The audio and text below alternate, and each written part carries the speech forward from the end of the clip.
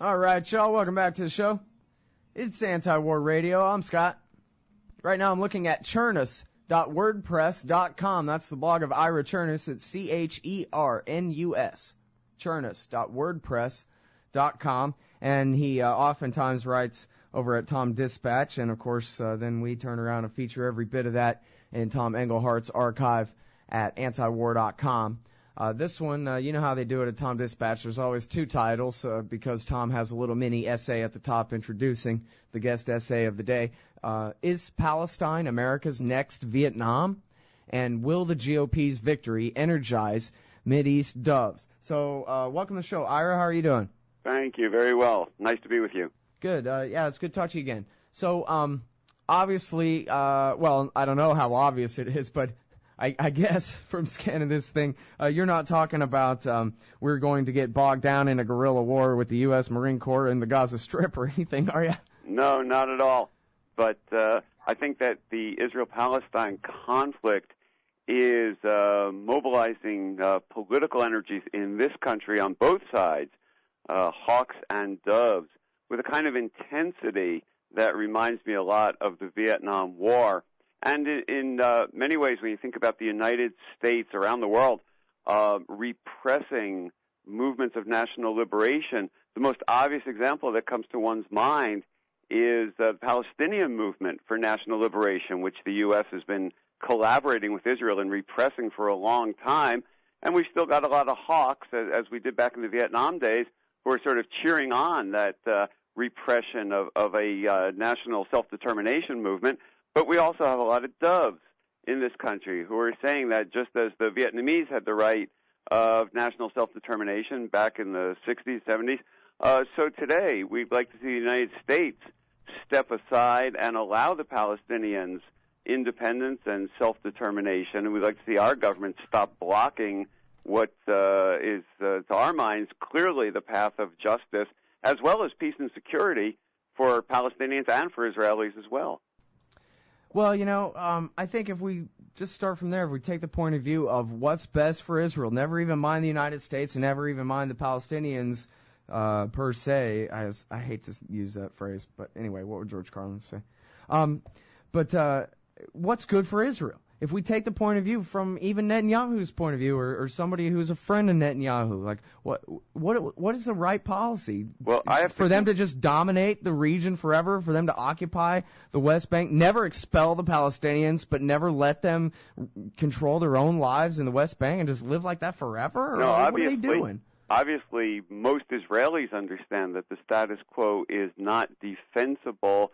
And it's really a bad deal for Israelis. It keeps them insecure, it keeps them uncertain, and it keeps them from fulfilling what most Israelis think of as the Zionist vision of a genuine democratic state where Jews could flourish, where Jews could be free to develop their own personal aspirations. They can't do that while they're an oppressor nation, while they're an occupier nation, while they send their young men and women off to be occupiers, and then those men and women come back after a few years at the ripe old age of 20 or 21, having the scars of being an occupier and an oppressor. Most Israelis know that this is a terrible way for their country to live. And I've got to admit, you know, I've been a Jewish peace activist for nearly 40 years now.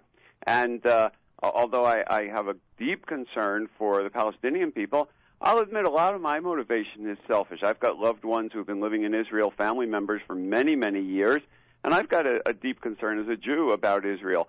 And the main point here is that the well-being of Jews in Israel, Jews here in the U.S., and the Palestinians are inextricably tied together.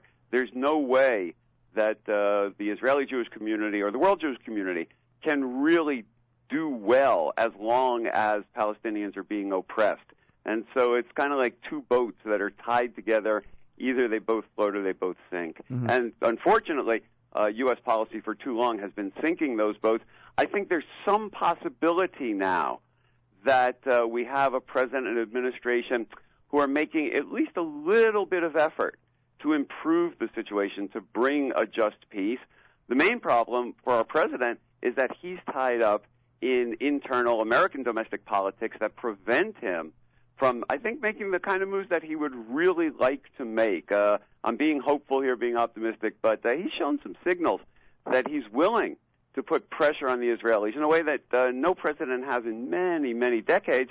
But politically, it's just too dangerous for him right now. And that's not his fault. That's our fault. We, the American people, we as a people have not stood up and said that we want what's best for Palestine, for Israel, and for the United States. We doves have just not made our voice loud enough. Our voice is growing, but it's time for us to really make it a lot more forceful, make that demand on the president, give him the political backing and support that I think he wants, but it's really up to us. Well, what if I just had my way and I went ahead and unilaterally declared Israeli independence and let them handle their own foreign policy? If they want a bunch of right-wing nationalists, Avigdor Lieberman's running their government, then let them have it. But why do I got to pay for this? Doesn't have anything to do with me. It shouldn't. I'm a Texan. Well, it does actually have a lot to do with you, because as our military leaders have been saying, as the chairman of the Joint Chiefs of Staff has said, as General Petraeus has said, as long as we've got tens of thousands of soldiers over there, and I'm not saying they should be there, I'd love to see every one of them home today, but as long as they're there, and as long as we have all sorts of civilian personnel over there, all sorts of corporate investment over there, the attitude of people in the Middle East, the attitude of people in predominantly Muslim countries makes a huge difference to the well-being of Americans. And as long as we're supporting the Israeli occupation and supporting the Israelis with all this military aid, we are going to be extremely unpopular. Very understandably, we're going to be unpopular in the Muslim world, and that puts our people at risk and at danger. Now, yes, one option is to just get all of our people out of the Middle East, but, I just don't see that happening. I think we've got a lot better chance, at least, of moving toward the U.S. being the kind of even-handed broker that, our government always claims that we're the even-handed broker. In fact, that's never been the case. But it may begin to be the case now. You bring up guerrilla war, and it seems like Netanyahu is basically in the position of the guerrilla. All he has to do is not lose, and he gets his way. And what's Obama going to do about it? Nothing.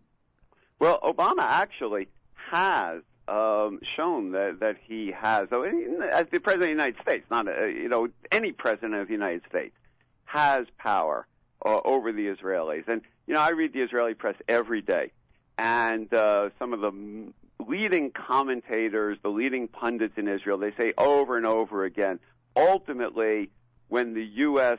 gives orders, the Israelis follow those orders if those orders are serious enough. And actually, there have been a number of cases. I had a piece on Huffington Post a couple of weeks back which detailed, since Obama's been president, a number of cases where the Israelis admitted that they pulled back, they scaled back their demands. For example, the building of the settlements. Now, granted, no single settlement should even have been built. They certainly shouldn't be expanded. But, in fact, they have not. All right, hold it right there. We'll get back to the settlement freeze right after this. It's Ira Chernus from TomDispatch.com, Anti-War Radio. Professor at the University of Colorado at Boulder, I meant to say, too. All right, y'all, welcome back to the show. It's Anti-War Radio. I'm Scott Horton. I'm talking with Ira Chernus. He teaches religious studies at the University of Colorado at Boulder.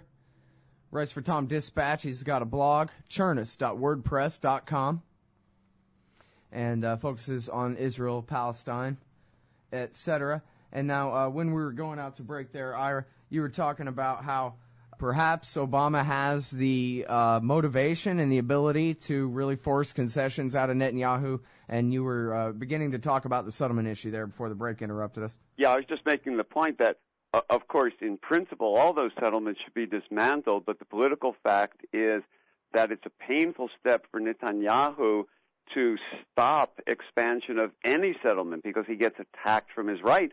But the reality is that he has stopped the expansion of thousands of settlements only because the Obama administration told him to. And similarly, just in the last few weeks, remember, a couple weeks ago, but didn't I just read in Haaretz the freeze that never was about how they've been expanding these settlements all along anyway and making new ones too? Yes, but at the same time, they've also been preventing settlements. When the government can step in, it's a complicated legal thing. Sometimes the government can control it, sometimes it can't. When the government has legal control over settlement expansion, in fact, there hasn't been very much settlement expansion, even in the last 6 weeks or so since that freeze expired. The other point I want to stress is that a few weeks back, Netanyahu was saying the only thing he cares about is that the Palestinians must recognize Israel as a Jewish state. That demand has simply disappeared. Why does it disappear? Because quietly behind the scenes, he gets the message from Washington. When Washington lets him know that they want something really seriously, when they really mean it, the Israelis back down. Again, the crucial point here is how much political support does Obama have for making these demands upon Israel. When he feels confident that he's got enough support, that we doves are speaking up loudly enough, then he does push Netanyahu. He twists his arm to get him to heal. Mm-hmm. But it's just a question of politics here. It's not a question of what Obama believes in. It's just a question of politics. Well, in your article, you really explain how you believe that the politics are changing in D.C. and that, talk about how you explain in your article, the Republicans won these midterms, but I think you say the peace position among American Jews is solidifying as the Republican right wing is getting worse and worse on Israel. Maybe it'll actually provoke a reaction among doves and get people in gear to really try to do something about this. Yeah, I think those of us who are in the peace movement know that we're much more motivated, activated when the Republicans are in charge, because politics works best when you're fighting against the people in charge. So that now, of course, the Republicans are not in charge, but they're giving us a bigger target now. This sense that the Republicans are on the rise should energize the progressive movement. I'm just saying that as a kind of description. I'm not saying, that... the election of the Democrats certainly bought their silence, so I guess we can hope for the other way around. As a political observation, the more the Republicans gain, the more likely it is to see peace activists feel motivated. And certainly within the Jewish community, the exit polls told us that a large majority of Jews were willing to see Obama put more pressure on Israel. So I'm saying it's very possible that if the trajectory we're seeing now continues, in a few years, we could have a situation where all of the ardent supporters of the right-wingers in Israel are Republicans and mostly Gentiles, and where most Jews are backing the Democrats and Obama saying, let's put more pressure on Israel. So it could be a very different kind of situation. The main point here is that it's not a question of the Jews or the Jewish lobby preventing the U.S. from doing the right thing. It's much more a question of Republican hawks mostly from districts where there aren't many Jews who are trying to push the administration in a more hawkish direction. Yeah, right-wing nationalists in both countries, arms manufacturers and their frontmen. Right. And the right-wingers in Israel, unfortunately, have a lot of power now. But, the coalition in Israel is very tenuous, actually, more tenuous than people think. And one of the theories is that the Obama administration's strategy is to split that coalition, to force Netanyahu to go back into a coalition with the somewhat more moderate Kadima party, which could then move negotiations forward. So my main point is that this is a very fluid situation, that it's not at all, so much in the progressive press, we read, the Israelis run everything, the Israelis are in control, there's nothing we Americans can do. That's simply not true. It's a very fluid, very unpredictable situation, and the more that peace activists and progressives inject their voice into the conversation, the more we can move the conversation, because there are levers of power. There are places where this process can be moved in a new direction. We're not stuck. We're not powerless. That's my main point. Yeah. Well, one of the themes that you develop in the article as well, again, is Palestine, America's Next Vietnam, in the Tom Engelhardt archive at antiwar.com and also at tomdispatch.com. You talk about the Presbyterian Church and some of these organizations of American Protestant Christians who are taking the peace position against the John Hagees and Pat Robertsons of America. Yeah. See, if you look at any significant group in the United States, you'll find Mideast hawks and Mideast doves. Christians are divided, Jews are divided, the power elite is divided, the military, I suspect, is divided. There's certainly plenty of evidence that within the military there's powerful voices for peace. The administration itself is divided. And so, again, the crucial point here is that there's a debate going on within every constituency that cares about this issue. And there's a place for those of us who are proud to be doves, those of us who want a just peace. There's a place for us, whoever you are, there's a place for you to get connected with the forces that are pushing for a just peace in the Middle East. And I suspect this is what Obama is sitting there thinking, I wish they would push me. I wish they would back me in putting more pressure on Israel.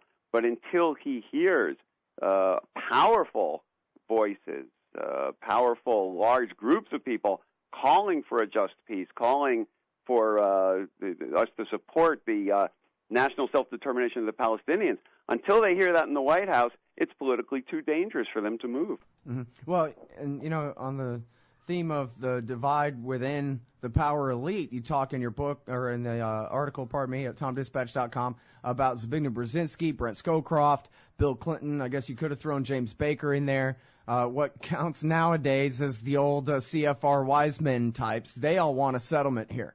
Yes. And on the other hand, you've still got the old neocons. You can never count them out, and they're pushing in the other direction to try to block a settlement. And so there's, for those of us who want to see a just peace, we actually do have allies in some pretty powerful places. I mentioned the New York Times is almost like on a crusade to support a just two-state solution. And as you say, they've got the support of former national security advisors and some of the most influential insiders in the country. And so it's not as though those of us in the peace movement are some kind of ragtag marginal outsiders. We've got some powerful allies in now, I won't say that we're going to agree with them on every issue, right? Because certainly when it comes to issues like should we include Hamas, should we make this a kind of anti-Iranian move, the power elite will say, no, Hamas is too dangerous. Yes, we have to ratchet up the power against Iran. I'm not supporting those kinds of positions. But, in politics, strange bedfellows, right? You work where you can with the people you can work with, and then you turn around and you say to them, but when it comes to Iran, we can't agree with you in the power elite. When it comes to Hamas, we need to have them included in the peace process. All right, well, thanks very much, Ira. Ira Chernus, everybody, TomDispatch.com, Tom Engelhardt's archive at antiwar.com. Appreciate your insight today. Okay, thanks a lot.